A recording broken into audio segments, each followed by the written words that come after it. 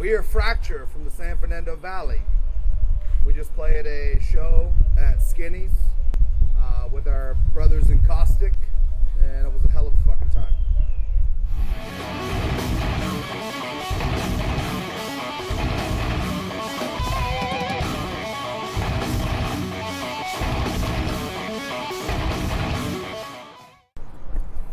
We came together in 2009.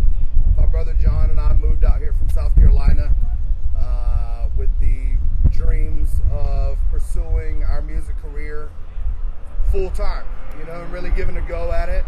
So we came out here, linked up with people that wanted to be motivated, driven, and we feel right now this lineup, we're stronger and better than we've ever been. I think Machine Head, Pantera, Soilwork, In Flames, and Sugar, Temptations, from all sides of the spectrum. We go everywhere from, I don't know about that. R&B all the way to Slayer. I mean, Slipknot. it's a wide spectrum. We're open to all kind of I music. like stuff that makes noise. He's doing a whole bunch of CDs and stuff. That's about it. Korn, I love Korn. Korn's great. To people that are not into metal, I think that's one of the best parts about this band is the fact that we get a lot of people that normally don't like this stuff, and they come up to us and say, hey, I don't really like this music, but you guys do it well. So we pride ourselves in that. We have a good range of, I guess we have an eclectic range of music. We have the softer stuff for people that don't like all the heavy, but yet we still have the brutal, kick you in your fucking teeth stuff that heavy metal heads will love. So we do both sides. Gotta please everybody.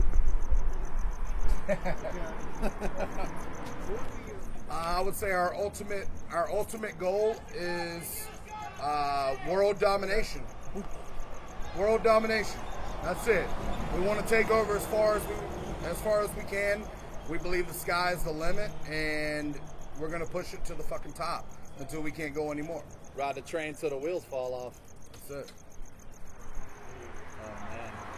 The last one was very, well, in my opinion, it was softer compared to the new one. And the newer stuff is heavier, but yet it still has the same. How do you play on it? It still kind of has the same like signature sound that I guess we have as a unit. So it's kind of hard to explain because it's weird because like the lyrics of the last one are actually very deep and very like, you know, dark, but the music is not necessarily the same as like the new one. So it's always like a play on whatever you feel. Like sometimes you say dark stuff, but the music doesn't have to be dark in order for the song to sound dark. So it's just weird. It's just a constant growing concept, basically.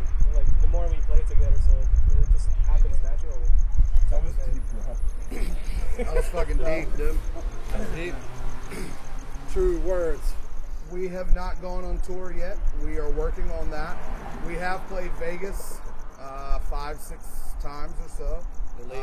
At least 5 or 6 times, but we have not fully been on the road yet due to financial reasons. You know, the truth be told, man, that's as real as it fucking gets. Is we just don't have a van, we don't have a trailer. We all work 9 to 5. I mean, we all work full-time jobs, and this is what we do. You know, this is our career. There's a difference in what you do for a living and your career. What pays the bills for me is working. You know, but this is what I want to do for the rest of my life. It doesn't feel like work when we do this. But our goals are to get on the road this year, or at least first part of next year. Oh man. One of my favorites is like the Complex in Glendale. Complex. I love that place because the guy that runs the sound, his name's Daniel Dismal. He's just a sweetheart, and he loves loud music, so that's always. Yep. Me personally, I love the Whiskey A Go Go. I love the Whiskey A Go Go. There's a lot of sentimental value there. All our favorite bands. Obviously. All our favorite bands played the Whiskey when we were growing up, watching Motley Crue on TV in Hollywood. Just seeing them dominate the LA music scene, and now we go and play in the same dressing room as Jim Morrison and as Nikki Sixx, that's just like a dream come true by itself. So that place always holds a sentimental special. I know a sentimental special place in mine and Waylon's hearts. And of course, we love Skinny's. And of course, we love Skinny's. Skinny's is awesome. Skinny's is awesome. It's Fucking home to us. Scum Love has always treated us so well. Every time we come here, our fans actually love coming here. Yes, they all do. of our friends always message us, hey, when's your next Skinny show? When's your next Skinny show? So, you know, we take that into consideration when we're booking. So, yep. Got to make the fans happy. Oh my God! It hasn't happened during wow. Jesus fucking Christ. Weirdest thing for me, we were in Vegas. I was taking my gear to Vegas. Had a pedal board. It blew up. It completely blew up during the set. I didn't know what to do, so I had a connection. I was running the pedal board through the head, through the cab, and everything. So I just ripped the pedal board out. I was playing on basically a clean channel for the whole show. It's supposed to be like distortion, and it was basically a crunch tone the whole show, and that doesn't cut it with our music. So that definitely was a weird thing. It was definitely strange. It was weird. But we forced through it just like we forced through Broken Strings and drop picks, sweat in the face. You know, you got to keep trucking. The show doesn't stop.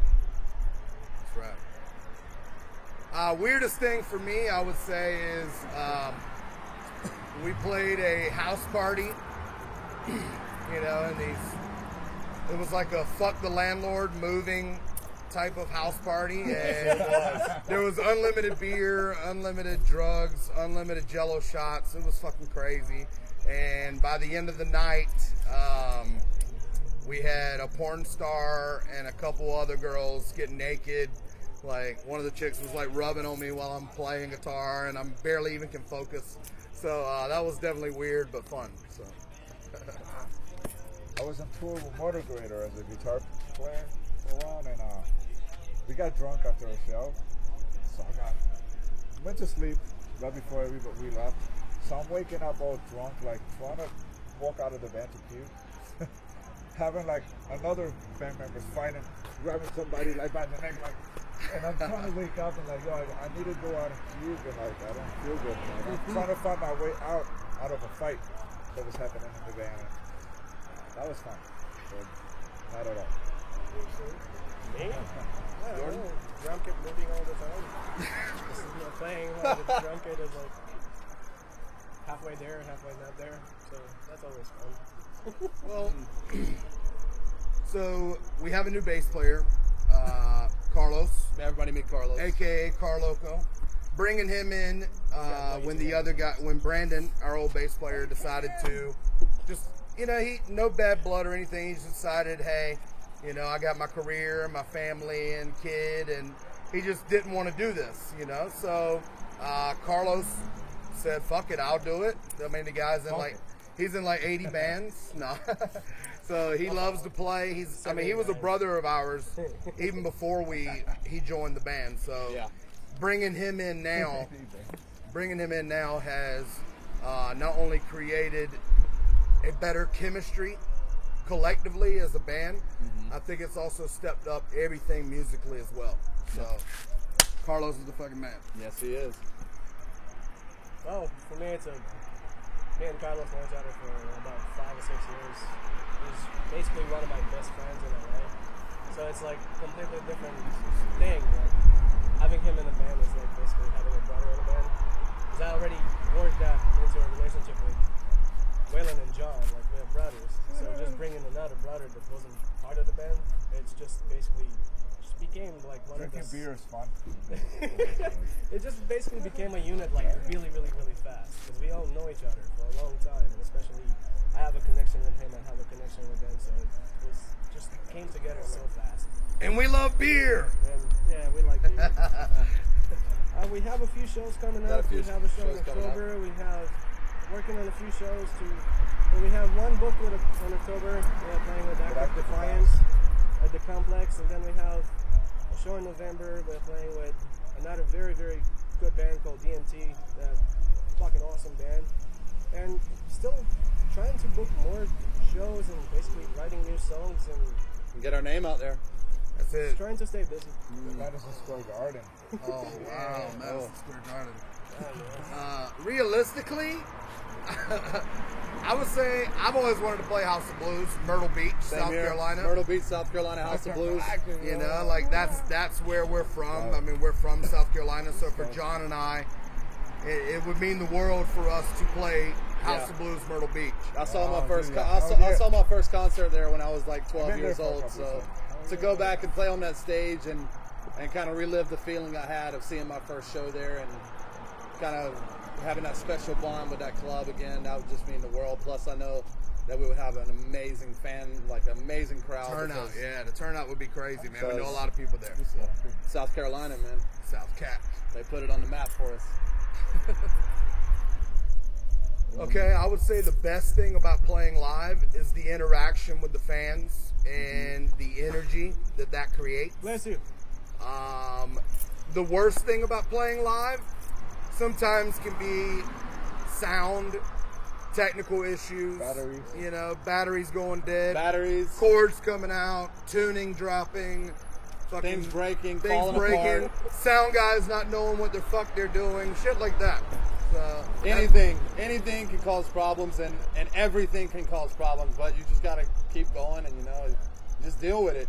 But shit does happen, and that's probably the worst part for me about playing live. But the best thing, like Waylon said, is the interaction with the fans and seeing the thrill on people's faces, knowing that you gave them a special moment on that night, that you made their night come true. Like you feel what they're feeling, and you feel what you're feeling inside, and you see it represent through the fans, and it's unforgettable feeling. because we don't see them as fans. Everyone that comes to our Everybody's family. shows is family.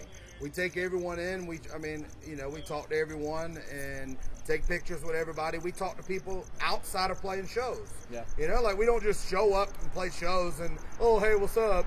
No, we talk to these people on a daily basis, weekly basis. You know, like we always keep in touch no matter what. So we don't consider them fans. We consider them family. Yeah. Our Fracture family. Fracture family. That's right. Support us. We should jump into like the stuff.